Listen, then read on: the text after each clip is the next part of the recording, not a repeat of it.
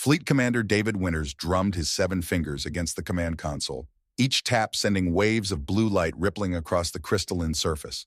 The bridge of the flagship Inevitable Conquest hummed with a nervous energy as status reports flooded in from every direction.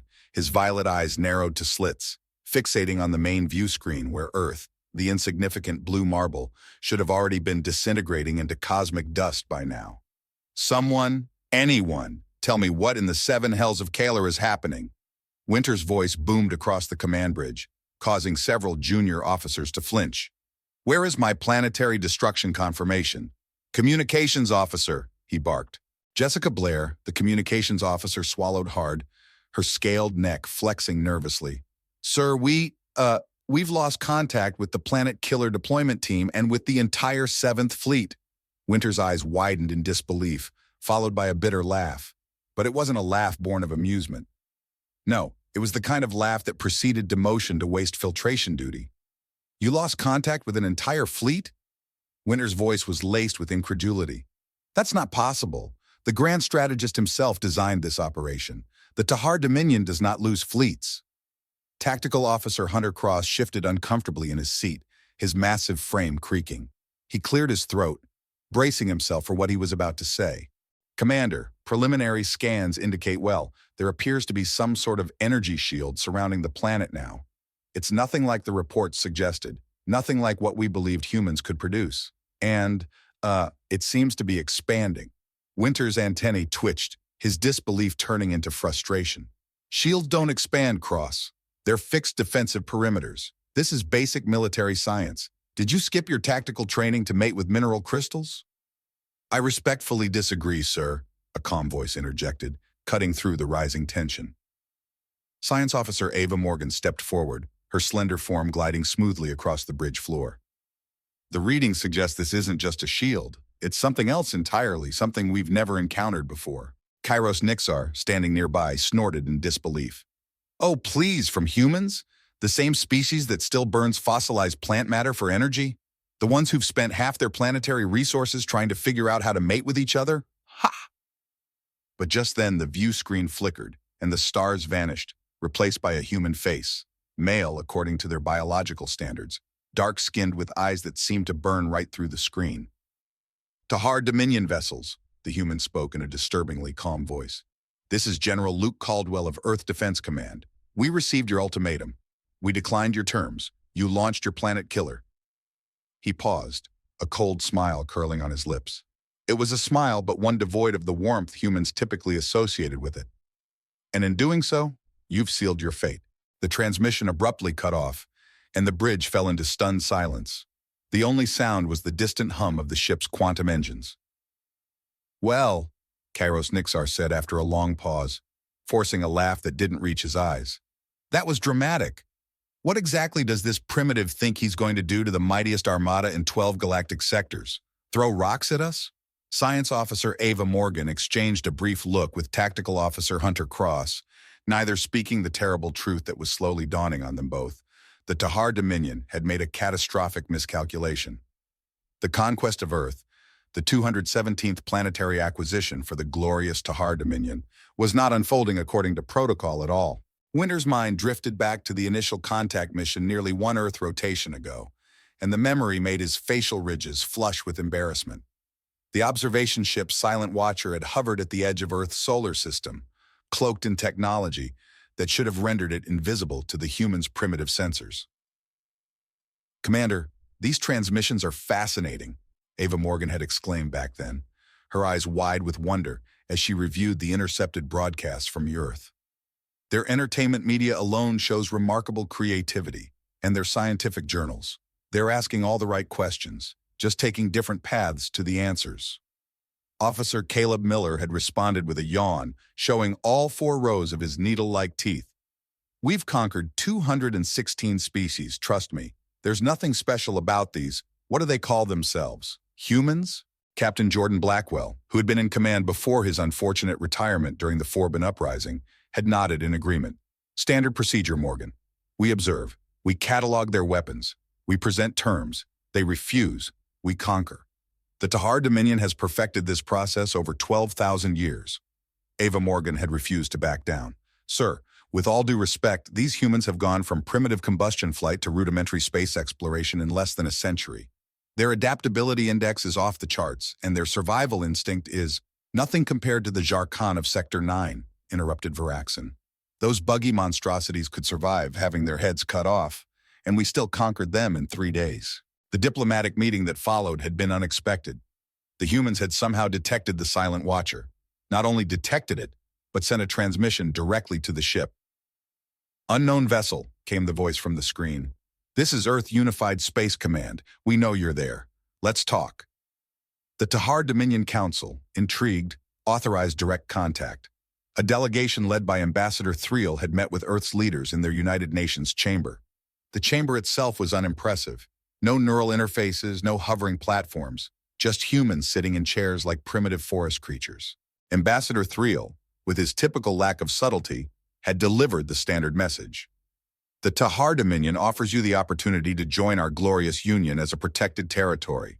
Surrender your sovereignty, provide tribute of resources and conscripts, and enjoy the benefits of our superior civilization." At that point, President Sarah Johnson had stood up from her chair, her dark eyes flashing with the human emotion of indignation. She spoke with a smile that felt forced, a contrast to the cold edge in her voice. "Thank you for your generous offer, but Earth must respectfully decline.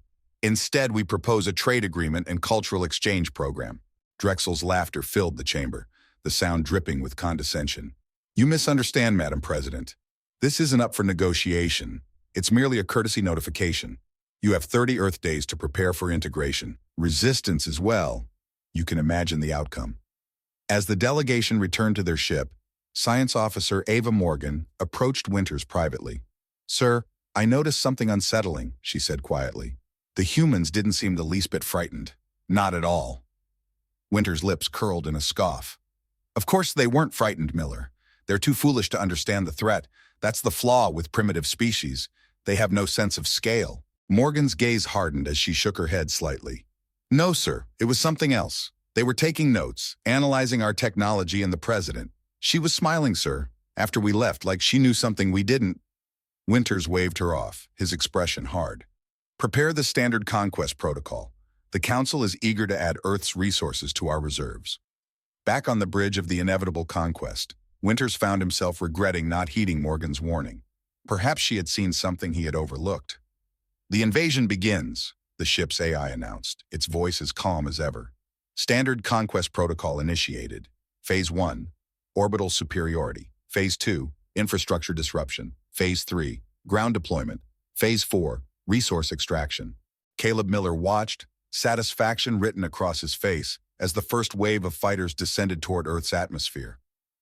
The Tahar Dominion's battle doctrine was as predictable as it was effective. Overwhelming force, applied with precision. First, the human satellites fell. Then their primitive air defenses were neutralized. The weak remnants of their space force didn't even manage to launch half of their vessels before they were obliterated. "Look at this," Caleb Miller laughed, pointing at the tactical display. "Their most advanced jets are trying to reach our atmospheric cruisers with combustion engines. It's like watching cave dwellers hurl spears at a battleship." Lieutenant Zane Mitchell, stationed at the weapon systems, grinned. "Should I record this for the Academy's training simulators, sir? Easiest conquest in Tahar Dominion history."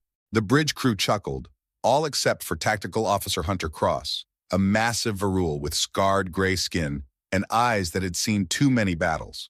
His six-fingered hand moved delicately across his console, a surprising contrast to his size. "Sir," Cross's deep voice sliced through the laughter, "I'm detecting anomalous readings from the human defense systems." Miller waved him off. "Probably their primitive nuclear weapons. Predictable. A last-ditch effort from a dying civilization." "No, sir," Cross insisted, his spinal plates bristling, an unusually agitated sign for an Jarkhan. "Their response patterns don't match our intelligence briefings. They're adapting quickly." Before Miller could respond, the tactical display flashed red. 3 Tahar Dominion cruisers, positioned over the region humans called the Pacific Ocean, had gone dark simultaneously. "What happened?" Winters demanded, his amusement slipping away. Cross' expression darkened.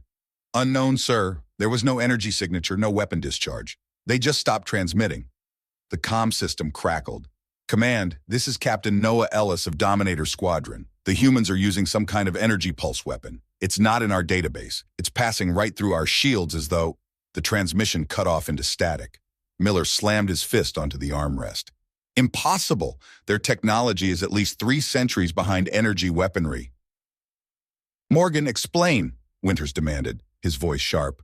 Science Officer Ava Morgan stepped forward, her face expressionless, though her eyes betrayed a faint glint of vindication. Commander, I believe the humans have been hiding their true technological capabilities. My analysis suggests they began preparing for extraterrestrial contact decades ago. That's absurd, Winters sputtered. We monitored their communications, their scientific journals, their military broadcasts. Yes, Morgan nodded. The ones they allowed us to see. Cross cleared his throat. Sir, requesting permission to implement tactical pattern Sigma-9. It's designed for adversaries with unexpected technological advantages. Sigma-9? Winters scoffed. That's for Class 1 civilizations. These are humans. They're still fighting wars over fossil fuels and invisible sky deities. Another alarm sounded. The tactical display showed 5 more Tahar Dominion vessels had gone silent, this time over the landmass known as North America. Sir, Cross said quietly, his eyes meeting Winters, I believe we have seriously underestimated this species. Winters stood staring at the display as more red indicators flashed. The standard conquest protocol, which had worked flawlessly on 216 worlds, was now failing, for the first time in his entire military career. Caleb Miller felt a cold slither of unease slide down his spine. Fear. What do you mean they're using our own ships against us? Winters' voice cracked, disbelief flooding through him as he paced the command bridge. The situation had spiraled out of control in less than 72 hours. What was supposed to be a routine conquest had turned into a nightmare. Lieutenant Zane Mitchell swallowed hard, his earlier bravado completely gone. Sir, the humans, they've somehow captured 3 of our atmospheric cruisers intact. They're flying them and using our weapon systems. That's impossible. Winters roared, spittle flying from his mandibles. Our bioverification protocols prevent non-M species from operating our technology. The neural interfaces would fry their primitive nervous systems. Science Officer Ava Morgan, who had been absorbed in data at her station, spoke without looking up. Unless they found a way to bypass those protocols, she paused, her voice lowering slightly, or unless they've had access to our technology before. Miller spun toward her. What are you suggesting, Officer Morgan? That humans have encountered the Tahar Dominion before? That's classified.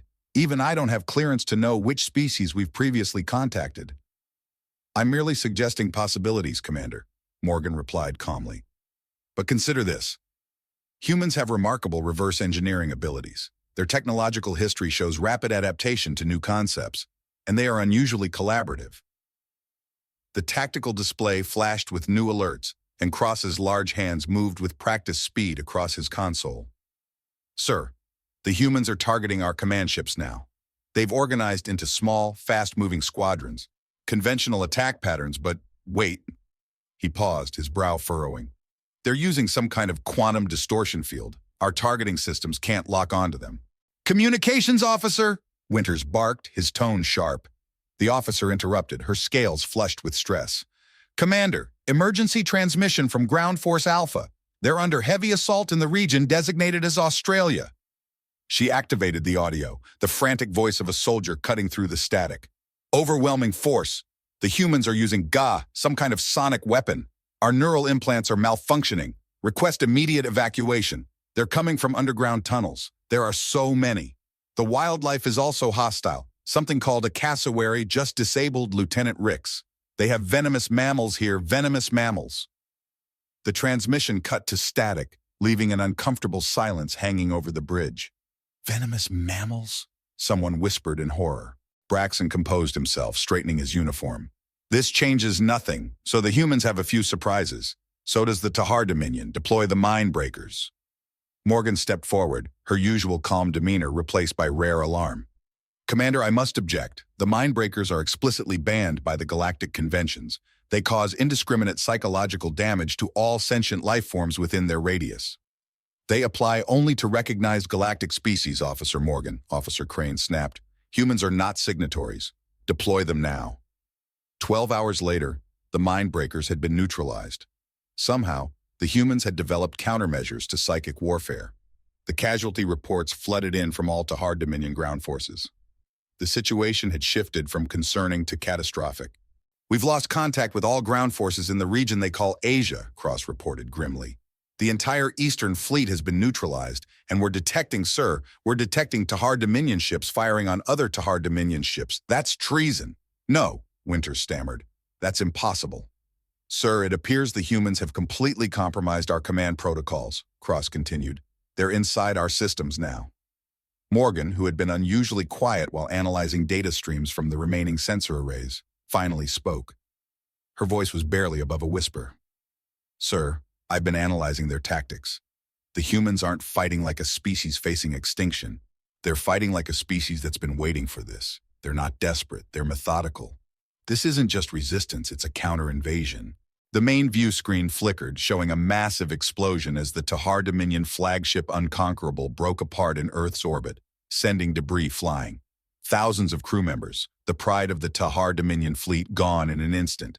"That was Admiral Zenon's ship," Caleb Miller gasped. "Our fleet commander," Braxton whispered, staring at the screen, his face ashen. "Which means I'm now in command of the entire invasion force." He turned to Hunter Cross. "Options, Cross?" The veteran, who had led hundreds of successful conquests, looked Miller directly in the eyes. "Sir, in my professional military opinion, we should retreat and regroup." A collective gasp swept through the bridge. The Tahar Dominion never retreated. Admitting defeat was unheard of. "No," Miller snapped. "We're not retreating. Not against these primitive humans." "No, sir," Cross replied evenly. "We live to conquer another day, with a better plan." Miller's fists clenched. "The Tahar Dominion has never failed a conquest in 12,000 years. I will not be the first fleet commander to retreat. Prepare the planet killer. We end this now." The turning point had arrived. How is this possible? Fleet Commander Miller hurled his tactical pad across the bridge in frustration. It shattered against the wall, scattering crystalline fragments that pulsed with fading light. An entire battalion of Tsukorian's mechs defeated by farmers? Cross stood at attention, his massive form somehow appearing diminished as he delivered the latest report. "Not just farmers, sir. According to survivors, the humans in the region they call the Midwest had modified their agricultural equipment with our own weapon systems." Miller's facial ridges flushed deep purple with rage. "Explain, Cross. Tell me exactly how those farmers managed to do that." "They've stripped the plasma cannons from our downed fighters and mounted them on their harvesting machines, combines, they call them." Cross cleared his throat uncomfortably. The machines were already armored against debris and rocks. Once weaponized, they became quite formidable, especially in the terrain they call cornfields. Communications Officer Amber Collins raised her head from her station. "Sir, I'm receiving strange broadcasts from the human information networks. They're sharing technical specifications, detailed schematics of our technology, not just weapons, everything. Medical equipment, propulsion systems, shield generators. It's all being, what's their term, open-sourced." Braxton stared at her in disbelief. "You're telling me they're giving away military secrets for free? What kind of conquest strategy is that?" Science Officer Ava Morgan stepped forward. "It's not a conquest strategy, Commander. It's a survival strategy. Humans have a concept they call crowdsourcing. When faced with complex problems, they share information widely, allowing thousands or even millions of minds to work on solutions simultaneously." She pointed to the tactical display. "Look at the pattern of resistance. It's not centralized. There's no single command structure to target. Every region is developing countermeasures specific to their resources and environment." The tactical display told a grim story. In the Arctic regions, humans had adapted Tahar Dominion thermal technology to create weapons that functioned in extreme cold. In desert regions, they'd reversed the cooling systems of captured ships to create heat-resistant shelters and vehicles. Island nations had developed aquatic applications of alien technology with terrifying speed. In the territory designated Silicon Valley, they had fully assembled one of our quantum computers. Lieutenant Zane Mitchell reported with disbelief. "They're replicating the architecture, using their own materials. And in the region called India, they've somehow decrypted our communication protocols. We can't secure our transmissions anymore." Braxton slumped into his command chair. The conquest that should have taken 3 standard days was now in its second week, with no end in sight. Reports from the surface continued to grow more alarming by the hour. The medical teams in Geneva have adapted our tissue regenerators for human physiology, Amber Collins continued, reading the incoming reports. And, oh, the region called Japan has miniaturized our shield technology. Their infantry now has personal force fields. Enough! Miller roared, slamming his fist down on the armrest. I don't need a catalog of our failures, Winters said sharply, cutting through the tension. The bridge fell into an oppressive silence. After a long pause, Ava Morgan spoke, her voice quiet but unmistakably clear. Sir, may I offer an analysis? Braxton shot her a sharp look, but after a beat, nodded curtly, granting her permission. The humans were prepared for us, Morgan began, her tone serious. Not just militarily, but culturally. She projected a holographic display of Earth's internet traffic patterns. Look at these data flows. When we attacked, they didn't panic. They organized their entire digital infrastructure and enabled instant global communication and coordination, all without central control. Their scientific communities immediately began collaborating on how to analyze and counter our technology. Their manufacturing systems were retooled for war production in record time. She paused for a moment, her expression unwavering. Commander, the evidence clearly shows that they've been preparing for an alien invasion for decades. But our stealth was flawless, Winters insisted, his voice rising in frustration. His antennae twitched as he leaned forward, clearly unsettled.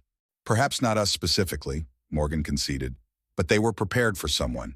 Their entertainment, their media, they've explored alien contact scenarios, both peaceful and hostile, for over a century. They've been psychologically preparing their entire civilization for this moment. Tactical Officer Hunter Cross, who had been reviewing the latest battlefield reports, looked up. His voice, thick with resignation, spoke the grim truth. Sir, I must report that we've lost 67% of our ground forces and 43% of our auxiliary fleet.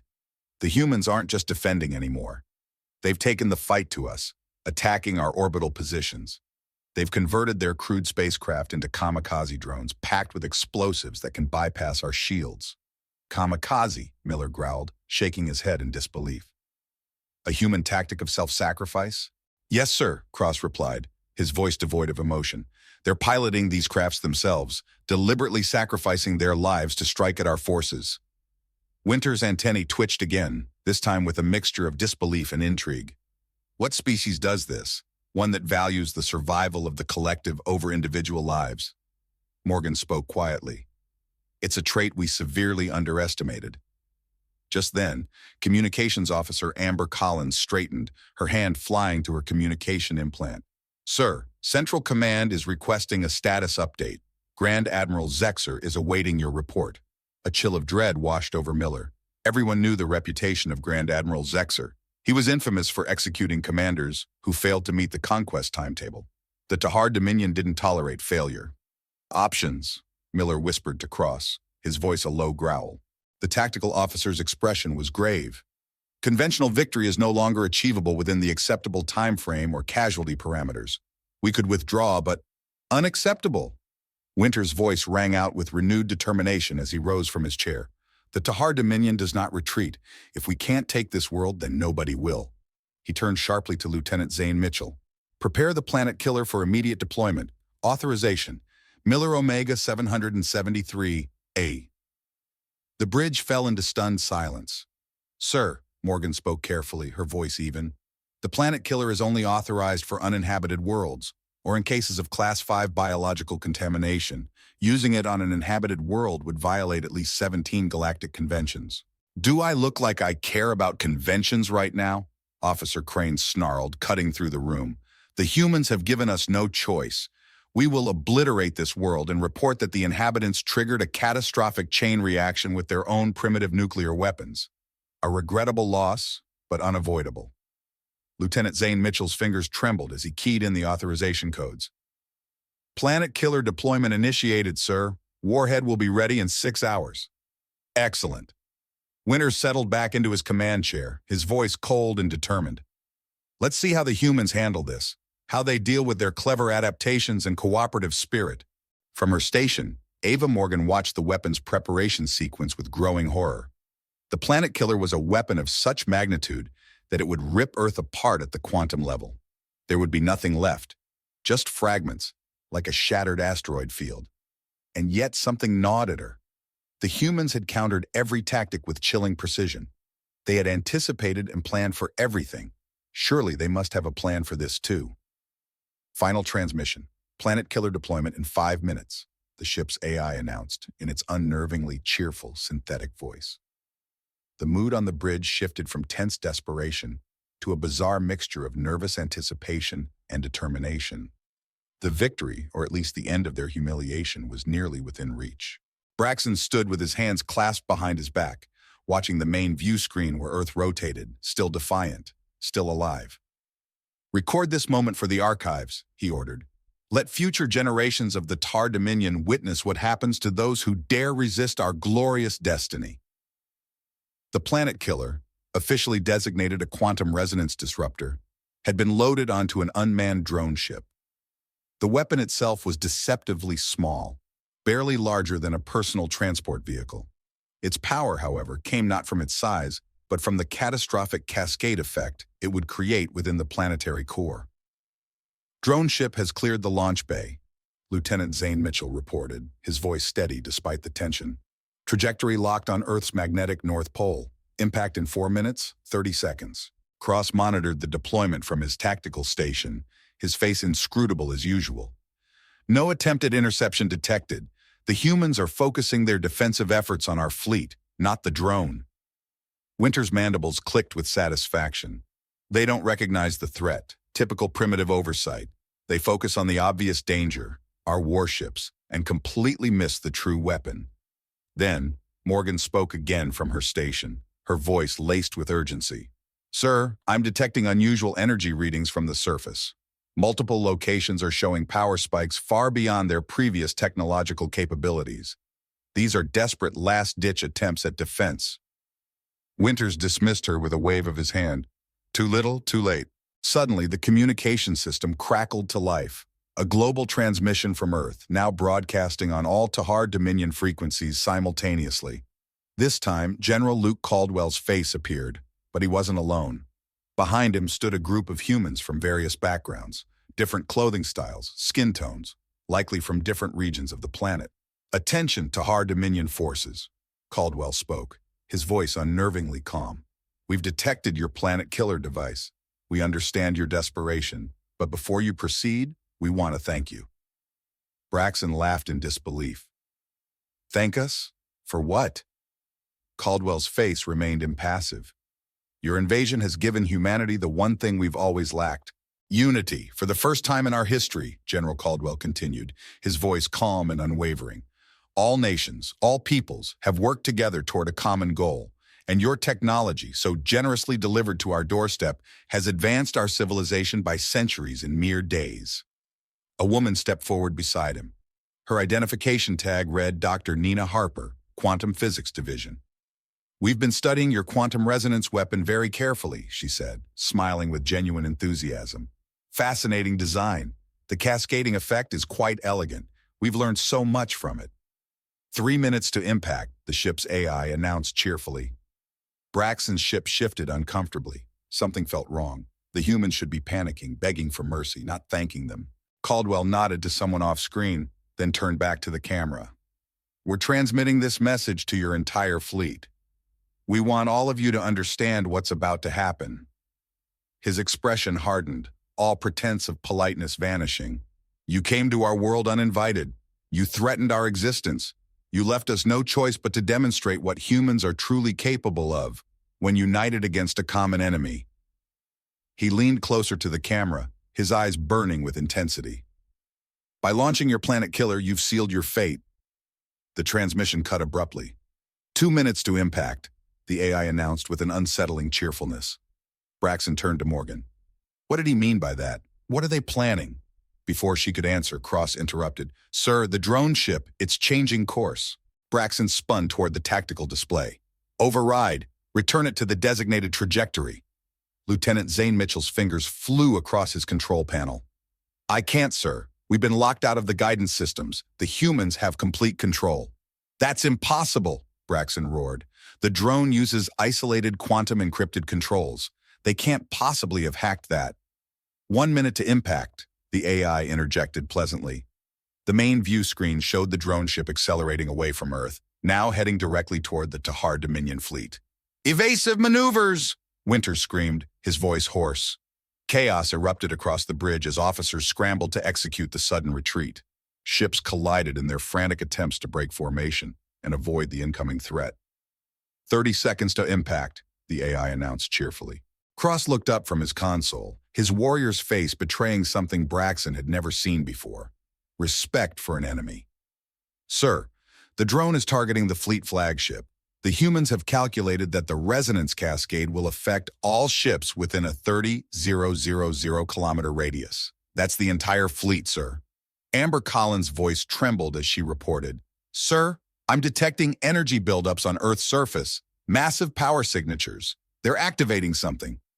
15 seconds to impact, the AI cheerfully continued. Officers abandoned their stations, some running for escape pods, others simply standing in stunned silence. Braxton stood frozen, staring at the approaching drone on the view screen, the planet killer now transformed into his own destruction. "How?" he whispered. "How did they do this?" Ava Morgan stood calmly at her station, still analyzing the data as though they weren't moments from annihilation.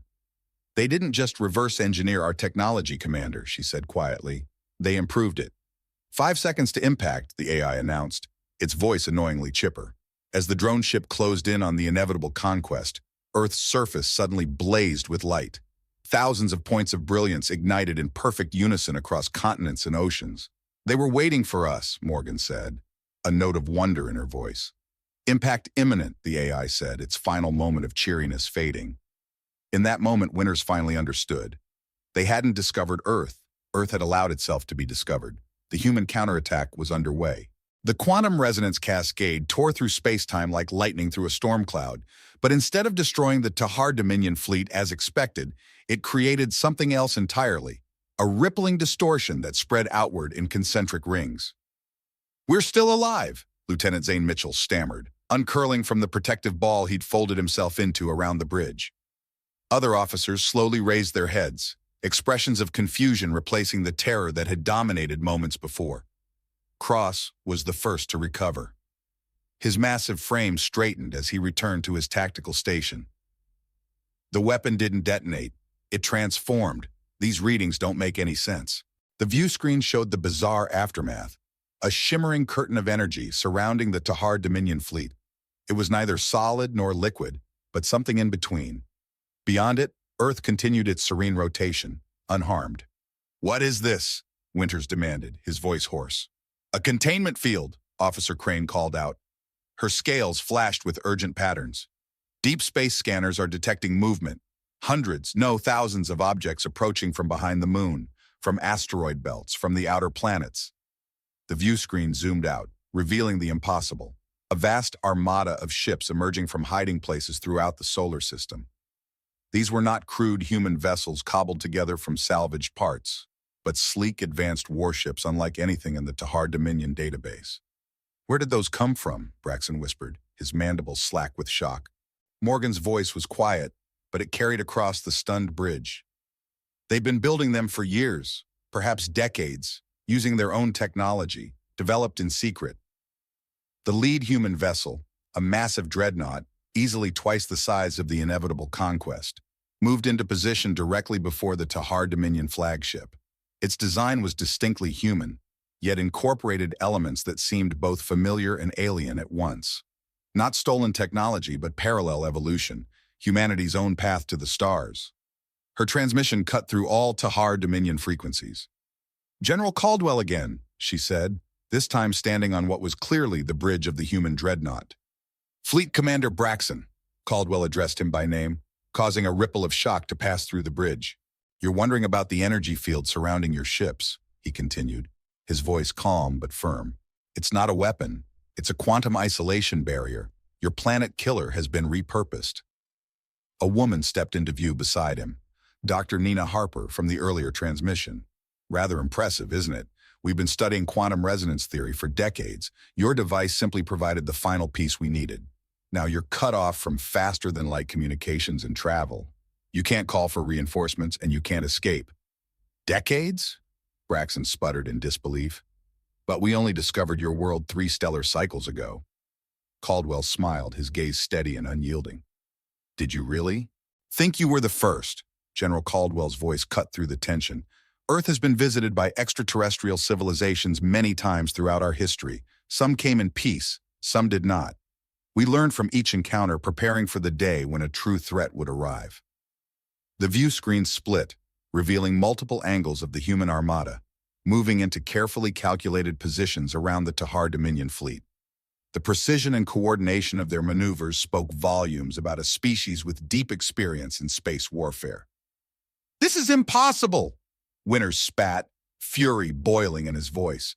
Your civilization is primitive, your world is divided, your technology is basic. Just an illusion! Caldwell's response was calm, controlled, with no hint of the anger that Winters expected. A carefully maintained illusion. We've known about the Tahar Dominion for over 70 years. Your scout ships weren't as stealthy as you thought. We kept our true capabilities hidden, waiting for the moment when you'd come for conquest. Cross studied the tactical display with quiet admiration. Sir, we're completely surrounded. Their weapon systems appear to be at least on par with ours, possibly superior, and without access to hyperspace. Miller slumped back into his chair, the weight of defeat crashing down on him. The mightiest military force in 12 galactic sectors, overrun by a species they had once considered barely worthy of notice. What now? He asked, his voice empty. Bombardment? Execution? What would a primitive species do with its prisoners? Caldwell's face remained unmoved, his voice firm and resolute. That's the difference between us, Commander. We don't seek conquest. We seek survival. And now we'd like to discuss terms for your surrender. 3 solar rotations later. Miller stood at the observation deck of the inevitable conquest, now a captive within his own vessel. The ship had been repurposed as the site for peace talks between the Tahar Dominion and the United Worlds of Earth. You know what our greatest mistake was? He asked, his voice distant as he stared out at Earth spinning peacefully below. Underestimating them, Morgan suggested, stepping up behind him, her voice soft. Braxton shook his head slowly, his eyes locked on the peaceful blue planet. No, our greatest mistake was thinking that conquest is the natural state of an advanced civilization, that technological progress must always lead to domination. He let out a sigh, the grandeur of his former stature reduced by defeat. The humans proved us wrong. Morgan stood beside him, her expression thoughtful. They could have destroyed us completely. Their quantum technology could have wiped us out in an instant, yet they chose restraint. A weakness, Braxton muttered, but the words lacked their usual conviction. No, Morgan countered, a strength, one the Tahar Dominion never understood. The doors slid open, and Tactical Officer Hunter Cross entered, followed by General Caldwell and Dr. Nina Harper. The peace delegation had arrived for another round of talks. The Council has accepted humanity's terms, Cross said, his voice neutral but carrying a hint of respect. The Tahar Dominion will recognize Earth and its colonies as a sovereign power. Non-aggression pacts are being prepared. In return, Braxton asked, his voice heavy with bitterness. Knowledge exchange, Dr. Harper replied, her tone calm. Cultural and scientific cooperation, trade routes. We have much to offer each other when we're not focused on annihilation. As the delegation began to move toward the conference room, Morgan lingered behind with Braxton. A new galactic order, she mused, her tone thoughtful, with humans as architects instead of subjects. The Tahar Dominion may never be the same. Braxton gave a short, almost humorless laugh. You know what humans call today in their broadcasts? First Contact Day, not Victory Day, not Conquest Day. Even in their triumph, they look forward, not backward. He shook his head, a note of grudging admiration creeping into his voice. Perhaps that's the most alien thing about them, after all.